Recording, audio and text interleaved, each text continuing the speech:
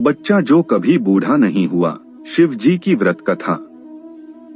मृकंदु ऋषि ने शिव की तपस्या करके पुत्र का वरदान मांगा। शिव प्रकट हुए और पूछने लगे, तुम अधिक आयु वाला साधारण पुत्र चाहते हो अथवा मात्र 16 वर्ष की आयु वाला बुद्धिमान और तेजस्वी पुत्र चाहते हो?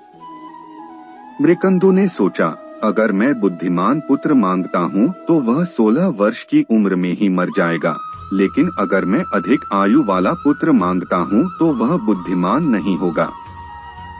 उन्होंने बुद्धिमान पुत्र मांगा लिया।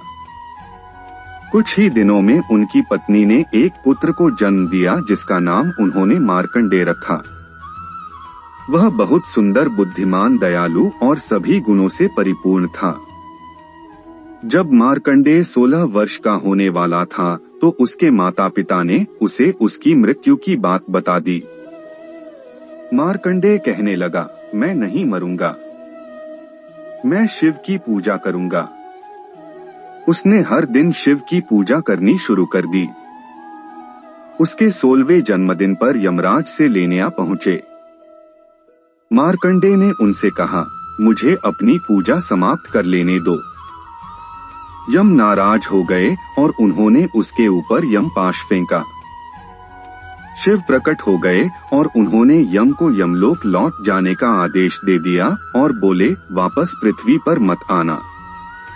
यम चले गए। उसके बाद से पृथ्वी पर किसी की मृत्यु नहीं हुई। पृथ्वी पर आबादी बहुत बढ़ गई। देवी पृथ्वी शिव के पास गई और कहने लगी, मैं इतना भर नहीं उठा सकती, कृपया यमराज को पृथ्वी पर भेजिए।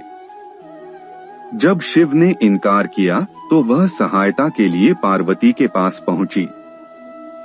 पार्वती ने भी शिव से अनुरोध किया तो शिव बोले, यमराज ने मेरे भक्तों का अपमान किया था। पार्वती ने कहा, किंतु आपने ही तो कहा था कि मार्कंडेय 16 वर्ष से अधिक नहीं जिएगा, इसीलिए यमराज उसे लेने गए थे। शिव निरुत्तर हो गए। इस पर पार्वती बोली, शायद आपका आशय होगा कि मार्कंडेय सदैव 16 बरस का रहेगा। इसी बात को यमराज समझ नहीं पाए होंगे। शिव तुरंत प्रसन्न होकर बोले, बिल्कुल यही बात थी।